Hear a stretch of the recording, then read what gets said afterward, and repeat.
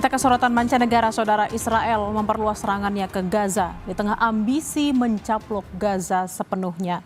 Hari Kamis serangan terjadi di Khan Yunis, Gaza Selatan. Asap membumbung tinggi di langit kota Khan Yunis, Gaza Selatan akibat serangan Israel yang terus meningkat. Israel mengumumkan akan memperluas serangan ke wilayah-wilayah Gaza yang belum dikuasai. Pengumuman itu menuai kecaman dalam dan luar negeri, saudara. Ada lebih dari 61.000 warga Palestina meninggal akibat serangan Israel sejak Oktober 2023.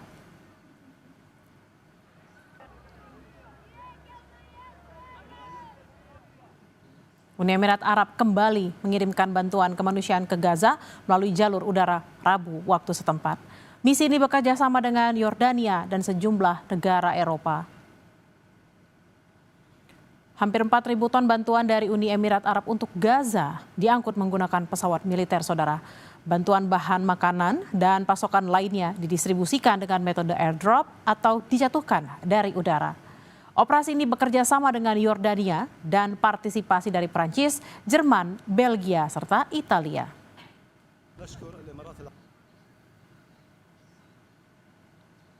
Saudara, pemerintah Italia menerima 114 warga Palestina yang dievakuasi dari Gaza Rabu waktu setempat. Sebagian besar dari mereka mengalami luka serius.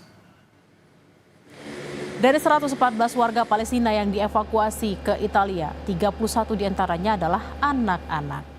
Mereka mengalami cedera parah dan penyakit bawaan serius.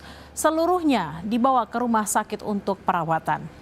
Italia telah melakukan 14 evakuasi medis sejak Januari 2024.